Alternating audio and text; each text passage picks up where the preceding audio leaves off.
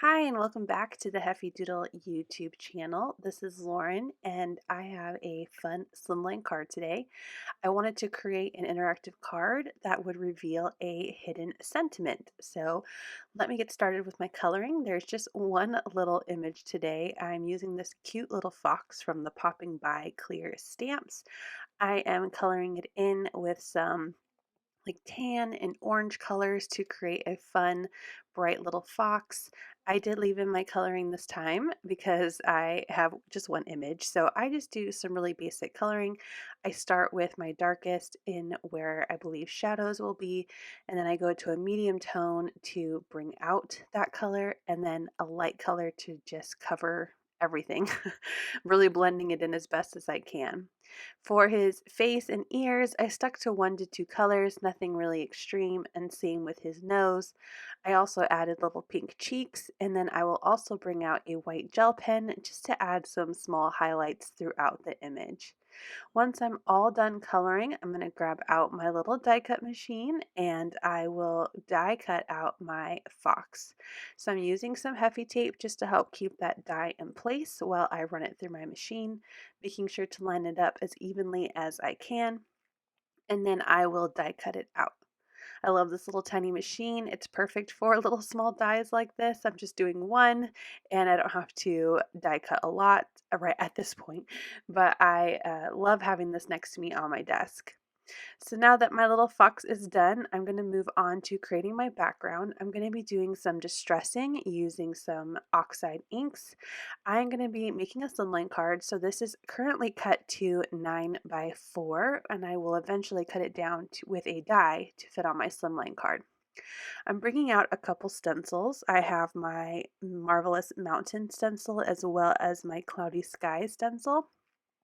Now the Cloudy Sky stencil does have some attachments, so I just use my small scissors to snip apart in between the stencil so that way I can slide my paper through like I've done here with my mountain stencil. Now I wanted to create some green mountains because this is going to be more of a spring scene, but you can definitely distress these mountains in any color.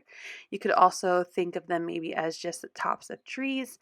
I really like this cute little mountain stencil to create different types of scenes. So I went over and created 2 different layers in my mountains with Rustic Wilderness, and I used it darker on the bottom to create a little bit of dimension, and that way I can have 2 different mountain sets in the same color.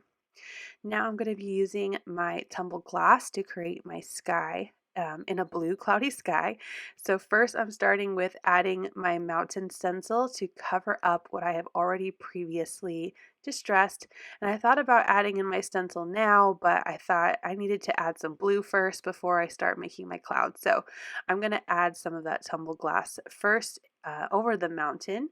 And when I lay down my stencil, I leave a teensy tiny bit of green showing so that way my blue will butt up against that green and there won't be a weird white line still showing in between the 2 different colors.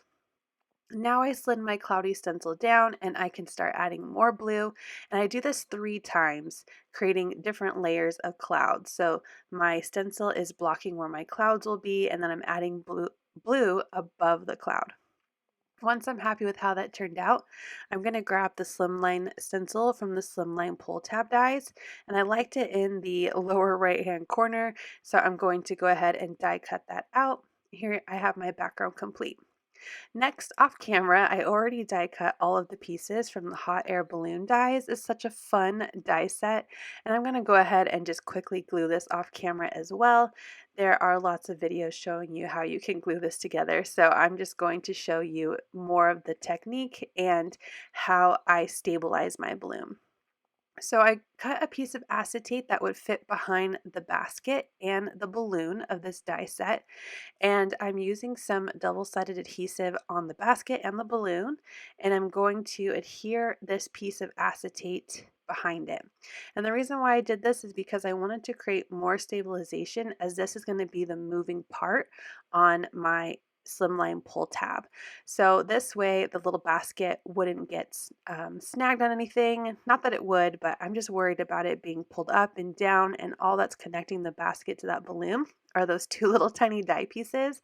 So adding that acetate means I won't block anything in my scene, and it just creates more stability in my die cuts. So now that everything is done and put together, I did use some thin foam squares to pop up my fox onto my balloon basket. I can start working on the interactive elements of this card. I'm pulling out the rest of the dies that I'm going to need from the Slimline pull tab die set. I'm pulling out the long piece that is the actual pull tab, the notch, the arrow die cut, the stabilizer piece, as well as the slot that I'm going to use for the actual movement of my card. So now using my grid mat, I'm going to die cut out the top notch. This will be centered to my card, so that's why I'm using my grid mat, to make sure that I have my notch as centered as possible. Bringing out that Heffy tape again to hold that die in place, and I will run it through my die cut machine. Now that I have where my notch is going to be, I need to figure out where to put my slot.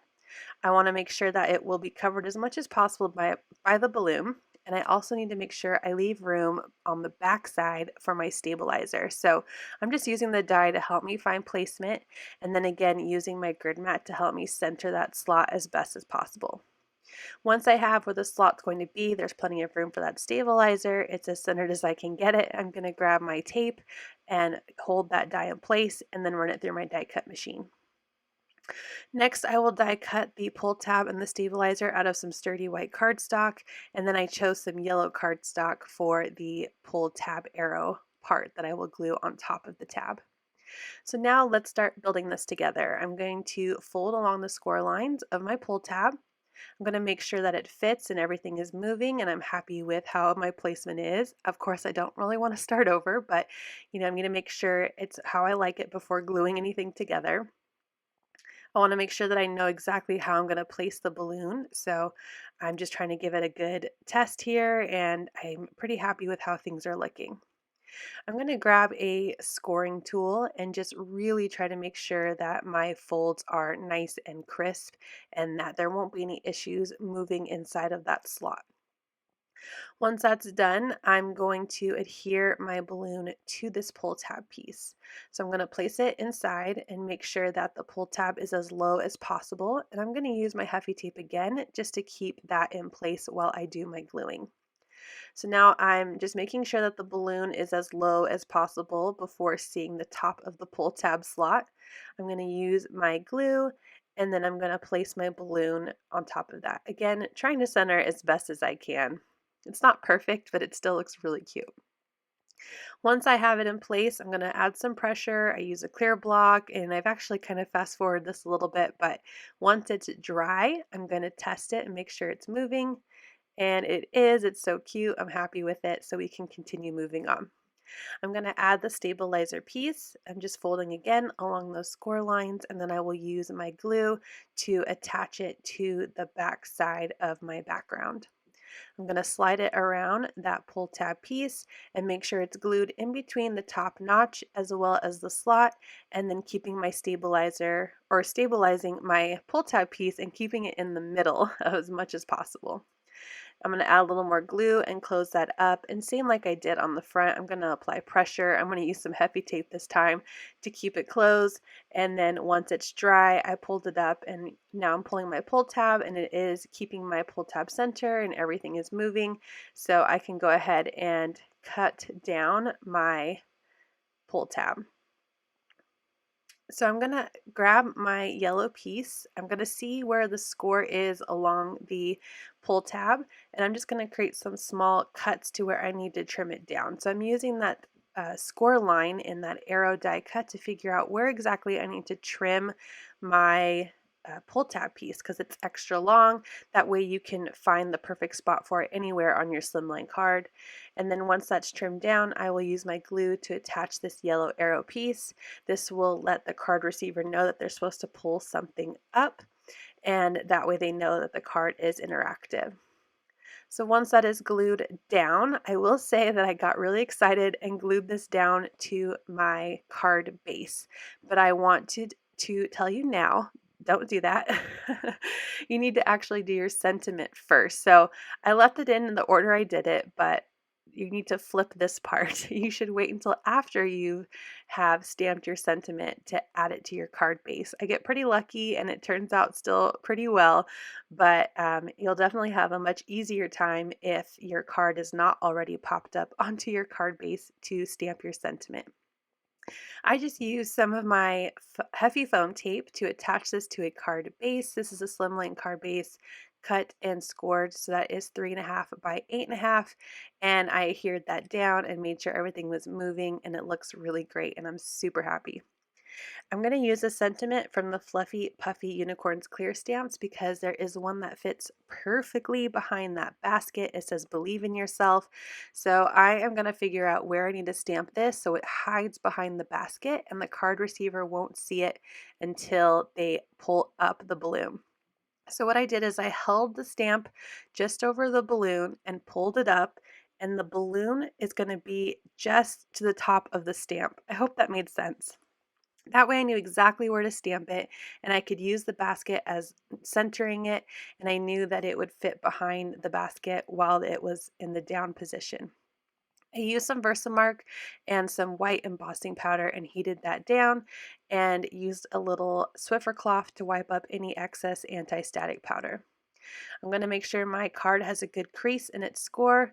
And now let's take a look at how it turned out. So you can see there's no sentiment. It looks really cute. And then when you pull it up, the sentiment reveals itself and it says believe in yourself.